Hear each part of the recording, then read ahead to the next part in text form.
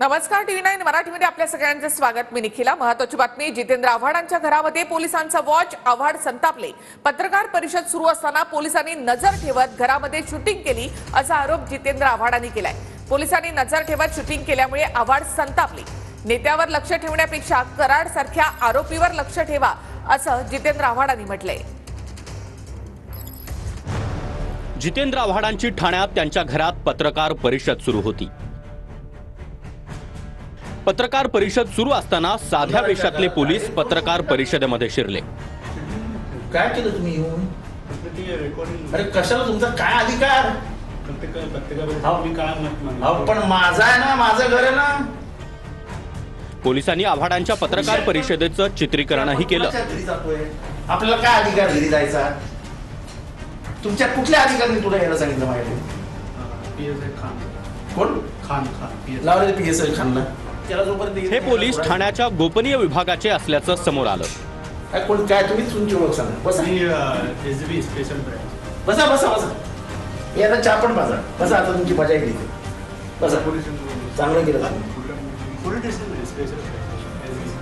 तुम्ही। कमिशनरेट मध्ये इथपर्यंत। जितेंद्र आव्हाडांनी या घटनेवर तीव्र संताप व्यक्त केलाय। असं नाही, पण माझी पत्रकार माझ्या घरापर्यंत। हा बाबा, हॉटेलमध्ये आहे तर तुम्ही येऊन उभे राहा, रेस्ट हाऊस मध्ये आहे तर तुम्ही येऊन उभे राहा, माझ्या घरात पत्रकार परिषद आहे। आज तुम्ही महाराष्ट्रात एक मोठं प्रकरण उघडलं, कसा वॉच ठेवला?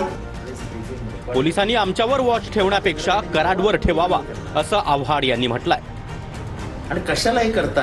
आमच्यावर वॉच कशाला ठेवता? आम्ही काय चोर दरोडेखोर?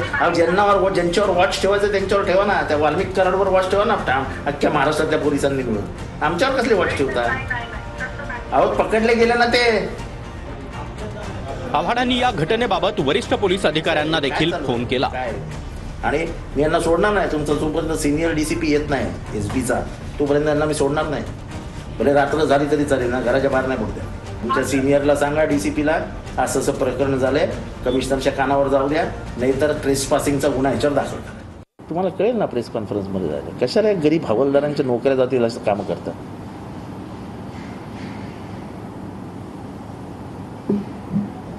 आणि एवढं महाराष्ट्रात वातावरण एवढी सेन्सिटिव्ह झालं असताना पोलीस एखाद्याच्या मागावर जातात, किती दुर्दैवी बाब आहे। म्हणजे आमचा राईट टू प्रायव्हसी आहे की नाही? मला फंडामेंटल राईट आहे आमचा, राईट टू प्रायव्हसी। आणि आमच्यासारख्यावरती असं असेल तर बाकीच्यांचा काय विचार करावा? हे लढणारे झगडणारे आमच्यासारखे ह्यांच्यावरती जर एवढे असं करकचून बांधून ठेवणार असतील तर बाकीच्यांचं काय करावं?